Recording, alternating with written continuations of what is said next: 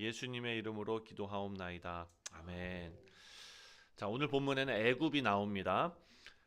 눈에 가장 먼저 들어오는 말씀이 18장 4절입니다. 18장 4절에 여호와께서 내게 이르시되 내가 나의 처소에서 조용히 감찰함이 쬐이는 일광 같고 가을 더위에 운무 같도다. 이렇게 말합니다. 자, 지금 국제 정세는 여러분들 계속해서 반복해서 우리가 생각하고 있기 때문에 다 아실 것입니다. 아수르가 강대국으로서 세력을 확장해 가고 쳐들어오려고 하니까 유다와 같은 작은 나라들은 이제 좀 주변에 있는 나라들과 뭉쳐야 되지 않겠습니까? 그런데 옆에 있는 나라들 다 고만고만 하잖아요. 근데 저 밑에는 애굽이 있으니까 이제는 처음에는 아람하고 북이스라엘하고 쳐들어올 때는 아수르를 의지하려고 했다가 이제는 아수르가 쳐들어오니까 큰일 났다 싶어서 저 밑에 이제 애굽을 좀 데려다가 어떻게 좀 동맹을 맺고 좀 이렇게 하려고 지금 애쓰는 그런 과정입니다. 근데 이 모든 과정들 가운데서 사람은 바쁘게 막 돌아다니고 동맹을 맺고 살 길을 찾고 이러고 있는데 하나님께서는 뭐 하고 계셨습니까? 18장 4절 말씀을 보니까 여호와께서 내게 이르시되 내가 나의 처소에서 하나님의 처소에서 조용히 감찰하고 계신다라고 말합니다. 근데 그 조용히 감찰하시는 것이 쬐이는 일광 같고, 여러분 요즘 날씨에 어제도 날씨가 화창하긴 했는데 햇빛이 쫙 쬐이고 있으면은 얼마나 뜨겁습니까? 그렇죠? 그런데 그 햇빛이 소리를 냅니까? 조용해요. 조용한데도 그냥 온 땅에 비추고 있는 것 아닙니까? 마찬가지로 쬐이는 일광 같고 가을 더위에 운무 같도다. 구름이 쫙 깔려 있어요. 네, 구름이 지나가는 소리가 크게 들리지 않습니다. 조용합니다. 근데 그 위에 쫙 깔려 있는 것과 같다. 그러니까 하나님께서는 조용하게 무관심한 상태로 계시는 것이 아니라 모든 것을 보고 계시고 정확한 순간에 일하고 계신다라는 것을 지금 18장 말씀이 우리에게 알려주고 있습니다. 자, 먼저 1절 말씀을 보면 슬프다 구스의 강 건너편 날개 치는 소리 나는 땅이여 이렇게 말합니다. 구스가 어디냐면 여러분 이집트를 가로질러 흐르는 그 강, 이집트가 자랑하는 강이 뭡니까? 나일강이죠. 구스 땅은 나일강 상류입니다. 먼 땅이죠. 그런데 2절 말씀을 보니까 갈대 배를 물에 띄우고 그 사자를 수로로 보내며 이르기를 너희 경첩한 사자들아 너희는 강들이 흘러 나누인 나라로 가되. 자, 지금 뭐 하는 거냐? 구스의 사신들이 빨리 갈 수 있는 배들 있잖아요. 여러분 멀리 가야 되는 배는 크고 튼튼하게 만들죠. 그러면 그거는 느리게 갑니다. 그렇죠? 그런데 빨리 갈 수 있는 배들은 가벼운 배들이에요. 그렇게 빨리 갈 수 있는 배들을 타고 움직입니다. 어디로 움직이냐? 아수르, 쳐들어 내려오는 아수르에 맞서서 우리가 같이 동맹을 맺어야 될 나라들을 만들기 위해서 서로 바쁘게 움직이고 있는 것입니다. 자, 사람들이 지금 급하고 배를 띄우고 사람들 설득하고 군사적으로 외교적으로 지금 모든 가능성을 다 계산하면서 하고 있는 거예요. 3절 말씀을 보니까 세상의 모든 거민 지상에 사는 너희여 산들 위에 기치를 세우거든 너희는 보고 나팔을 불거든 너희는 들을지니라. 자, 사람들은 하나님께서 크고 요란한 일을 행하실 것이다 라고 기대하고 있는데 4절 말씀에 아까 말씀드린 대로 하나님께서는 조용히 쬐이는 일광같이 하나님의 처소에서 그리고 가을 더위에 운무같이 구름같이 그렇게 서두르지 않고 천천히 조용히 그렇게 계신다라는 것입니다. 세상 왕들이 회의를 엽니다.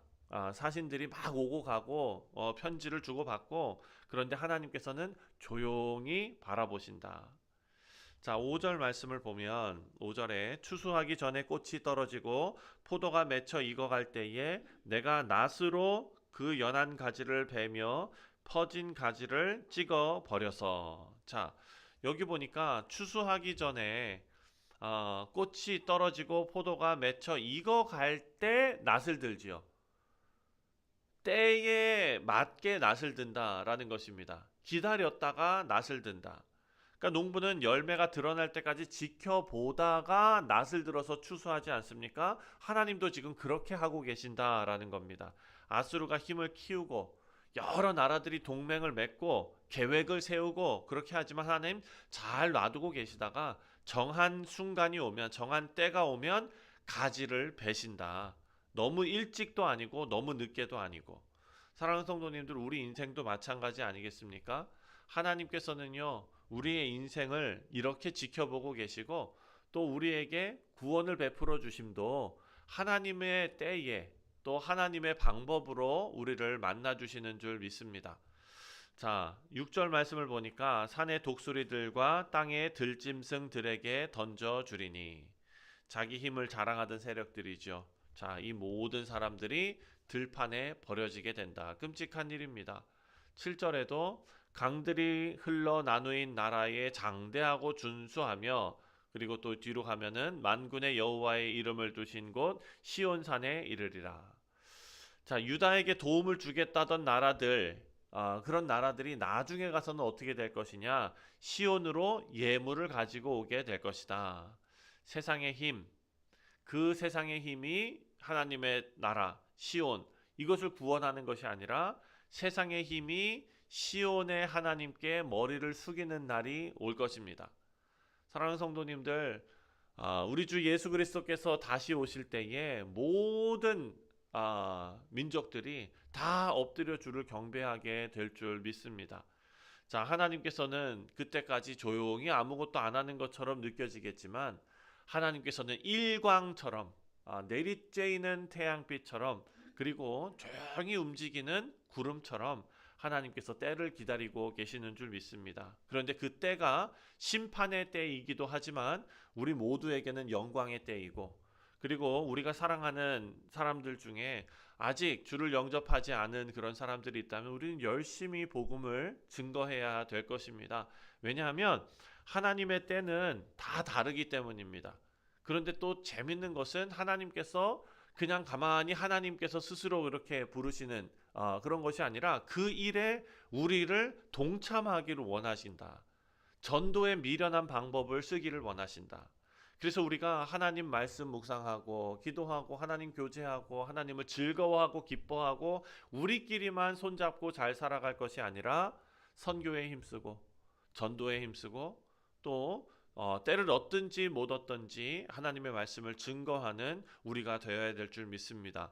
두 번째로, 하나님께서 오시면은 애굽의 힘이 하나씩 하나씩 무너진다라는 것을 보여주는데요. 19장입니다. 19장 1절에 애굽에 관한 경고라, 보라 여호와께서 빠른 구름을 타고 애굽에 임하시리니 애굽의 우상들이 그 앞에서 떨겠고 애굽의 마음이 그 속에서 녹으리로다. 자, 빠른 구름을 타고 온대요. 여러분, 구름이 우리 눈에도 엄청 빨리 지나가는 때가 있죠. 언제입니까? 날씨 예보 때 이제 뭐 폭풍 온다고 이렇게 막 광고 뜨고 하잖아요. 그때 저쪽에서 보면 시커먼 구름이 진짜 빨리 막 옵니다. 여러분, 그거를 보면서 아마 애굽 사람들은 더 무서웠을 거예요. 왜냐하면 애굽은요, 모든 땅들이 다 마른 땅들입니다. 근데 그 가운데 나일강만 강이 흐르는 거예요. 그 강에 홍수가 나면은 이게 막 그냥 넘쳐나가지고 큰 홍수 피해를 입습니다. 예. 근데 저쪽에서부터 시커먼 구름이 어마어마한 비가 내릴 것 같이 빨리 이쪽으로 오고 있다. 그럼 모두가 다 무섭겠죠. 자, 구스 사신들이 빠른 배를 탔는데 하나님은 빠른 구름을 타고 오신다라고 표현하고 있습니다. 사람 배보다 하나님의 구름이 더 빠르다는 것이죠. 애굽에 수많은 신들이 있었습니다.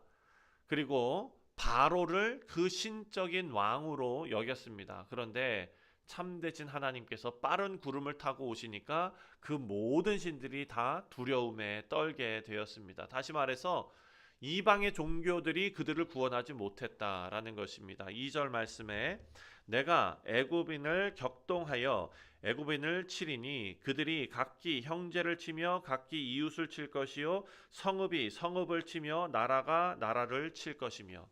자, 외부의 어떤 세력들이 와서 이집트를 멸망시키는 것이 아닙니다. 오늘 본문 말씀을 보니까 형제가 형제를 치고 그 나라가 그 나라를 친다 그럽니다. 외부의 공격을 받기 전에 벌써 그 안에서 내부에서 갈라지기 시작했다라는 것입니다. 우상이 많다라는 것은 솔직히 말해서 실제로 모두를 하나로 묶어줄 만한 어떤 구심점이 없다는 거예요. 그렇죠? 사랑하는 성도님들, 우리 옛말에 사공이 많으면 배가 어디로 갑니까? 산으로 간다 그랬잖아요. 그렇죠? 왜 그렇습니까? 뭔가 리더가 딱 있어가지고 일사천리로 착착착 해야지 이게 그냥 쫙 가죠. 우리 교회에서도 일할 때, 뭐 청소를 할 때, 뭐 할 때 누가 집사님 뭐 하시고 뭐 하시고 뭐 하시고 하면은 이게 짝짝짝 되는데, 그게 없이 하면은 화장실 청소 다 끝났는데 또 누가 가가지고 다 청소해 놓는데 또 가서 청소하고, 이 뭐가 되겠습니까? 예, 마찬가지로 애굽도요, 신들이 많다 보니까 그것을 하나로 묶어줄 수 있을 만한 어떤 그게 없는 거예요. 우상이 많다는 것은 실제로 중심이 없다라는 것입니다. 그런데 그래서 3절 말씀을 보니까 3절에 애굽인의 정신이 그 속에서 쇠약할 것이요 그의 계획을 내가 깨뜨리리니 그들이 우상과 마술사와 신접한 자와 요술객에게 물으리로다. 자, 정신이 쇠약해지고 계획이 다 무너집니다. 살아계신 하나님을 찾는 것이 아니죠. 그들은 그렇게 할 만한 능력이 없습니다. 대신에 누굴 찾느냐? 우리가 이사야 말씀 통해서 계속 보지 않습니까? 점집 찾아다니고 우상 찾아다니고 마술사 찾아다니는 것입니다. 이것을 마치 뭐라고 얘기하느냐? 길을 잃은 사람이 장님에게, 길을 눈 먼 사람에게 길을 물어보는 것과 같다. 자, 나일강에는 애굽의 생명과 같은 그런 젖줄이라고 여겨지는, 왜냐하면 그때 당시에 물은 너무 소중한 것이었기 때문에. 그런데 그 땅에 비가 이제 공급되지 않습니다. 나일강이 마르기 시작합니다. 하나님께서 나일강을 마르게 하시니까 갈대와 밭과 곡식이 차례차례 무너지기 시작합니다. 그렇게 됐더니 8절과 9절 말씀을 보니까 어부들이 탄식하고 세마포 만드는 자와 배 짜는 자들이 수치를 당할 것이며, 뭐 만들 게 없으니까요. 어부도 모든 것을 잃게 되고 옷감 만드는 사람도 모든 것을 잃게 됩니다. 자, 하나님께서 빠른 구름을 타고 오시니까 애굽이 하나씩 하나씩 무너지는 것을 봅니다. 그래서 11절 말씀을 보니까 이 말씀의 핵심입니다. 11절에 소안의 방백들이 어리석었고 바로의 가장 지혜로운 모사의 책략은 우둔하여졌으니 너희가 어떻게 바로에게 이르기를 나는 지혜로운 자들의 자손이라 나는 옛 왕의 후예라 할 수 있으랴. 자, 애굽은 지혜를 자랑했던 나라입니다. 여러분, 이집트 문명 하면은 생각나는 게 뭐가 있습니까? 이집트 그러면은 막 건축물도 생각나잖아요. 거기 대표적인 게 뭐가 있죠? 피라미드도 있고. 근데 그 피라미드는요, 지금의 과학으로도 막 사람들이 막 그냥 경탄을 한다 그래요. 어떻게 이렇게 그 시절에 이렇게 지을 수 있었는가? 그리고 이 이집트 사람들은요, 달을 관측하고 별을 관측하고 막 이런 것들의 기술이, 천문학이 엄청나게 뛰어났다라고 말합니다. 그래서 이야기 만들기 좋아하는 사람들은 그 지혜가, 지식이 너무나 뛰어나니까 저기는 저 땅에서 인간이 저렇게 할 수 없었을 것이다. 그래서 무슨 설이 나옵니까? 외계인들이 이집트에서 뭐 이제 이런 얘기도 막 이제 만들어내고 그렇게 합니다. 그러니까 그런 얘기가 나올 정도로 이 이집트는요, 종교, 어떤 뭐 나일강 이런 것만 자랑하는 게 아니라 오랜 지식과 지혜를 이들은 자부심을 가지고 자랑하던 그런 사람들이었습니다. 그러니까 이 사람들은 우리가 옛 왕들의 후예다 이렇게 자랑하는 것입니다. 그런데 이사야는 뭐라고 얘기하냐면 그들이 지극히 어리석다라고 말합니다. 그 근거가 뭐냐? 12절입니다. 12절에 너희 지혜로운 자가 어디 있느냐? 그들이 만군의 여호와께서 애굽에 대하여 정하신 뜻을 알 것이요 곧 내게 말할 것이니라. 자, 지혜로운 자들이 그렇게 많다고 얘기하는데 그 자들이 다 어디 있냐? 그 자들이 지혜롭다면 하나님의 뜻을 알 것 아니냐? 그리고 하나님의 뜻이 정하신 뜻이 무엇인지 알아야 한다. 이렇게 말하는 것입니다. 그러니까 애굽의 지혜자들은 강이 언제 범람하고 그것을 계산하고 나라를 운영하고 그렇게 지혜로 지식으로 이 나라를 통치하고 이런 모습으로 보여졌을지는 모르나 역사를 다스리시는 하나님의 뜻은 알지 못했다라는 것입니다. 그래서 우리가 중요하게 생각해야 할 것은, 사랑하는 성도님들, 하나님 빠진 지혜, 하나님이 빠진 지혜는요, 우리 인생에서 뭐가 유리한지 계산할 수는 있습니다. 하지만 무엇이 옳은 길인지는 알지 못한다라는 것입니다. 여러분 이해되시죠? 자, 13절에 소안의 방백들이 어리석었고 노베 방백들이 미혹되었다. 그들은 애굽 종족들이 모퉁이 도리언을 애굽을 그릇가게 하였다. 바른 길을 보여주어야 할 지도자들이 나라의 모퉁이 돌 같아야 하는 그런 자들이 오히려 나라 전체를 길을 잃게 만들었습니다. 왜 그렇습니까? 헛똑똑이기 때문입니다. 공부를 많이 해서 지혜롭다? 아닙니다. 그것은 자기가 뭐가 유리한지 계산은 할 수 있어도, 그래서 똑똑한 돈 많은 사람들 얼마나 많습니까? 그런데 무엇이 옳은 길인지는 알지 못했다라는 것입니다. 그래서 마지막 14절 말씀을 보면 여호와께서 그 가운데 어지러운 마음을 섞으셨으므로 취한 자가 토하면서 비틀거림 같게 하였다. 사랑하는 성도님들, 취한 사람이 비틀거리면서 인생을 살아가는 것, 그 인생이 제대로 되겠습니까? 자기가 만든 문제 속에서 자기가 다시 넘어지는 그런 모습입니다. 오늘 말씀을 맺습니다. 지혜는요, 많은 것을 아는 것이 아닙니다. 하나님 앞에서 바른 길을 아는 것입니다. 이것이 핵심입니다. 오늘 중요한 결정 앞에서 우리가 우리에게 무엇이 유리한가를 계산해낼 수 있는 것은 애굽과 같은 지혜입니다. 하지만 그것보다도 하나님께서 기뻐하시는 길이 무엇인가를 물어보는 것, 그 지혜를 구하는 것, 이것이 진정한 지혜일 것입니다. 하나님께서는 우리를 조용히 보고 계십니다. 그렇다고 아무것도 안 하고 계시는 게 아닙니다. 하나님께서는 우리를 보시고 아무 변화가 보이지 않아도 우리는 우리 스스로 애굽을 찾아갈 것이 아니라, 하나님의 때를 조급하게 재촉하는 것이 아니라 하나님께서 기뻐하시는 길을 물어볼 수 있는 그런 지혜가 우리 가운데 있기를 바랍니다. 그러면 하나님께서 우리에게 어떻게 지혜를 주시겠습니까? 매일 우리가 묵상하는 하나님의 말씀으로 하나님께서 우리에게 지혜를 주시고 길을 알려주시고 위로해 주시고 또 힘을 주실 줄 믿습니다. 오늘도 조용히 보고 계시는 일광과 같은 하나님, 운무와 같은 하나님, 그 하나님을 신뢰하시는 귀한 하루가 되시기를 주님의 이름으로 축원드립니다. 기도하겠습니다.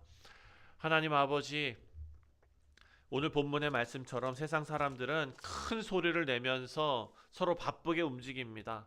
자기들이 똑똑하고 자기들이 지혜로운 줄 알고 예측 가능한 일들, 그리고 그런 모든 것들을 컨트롤하려고 달려듭니다.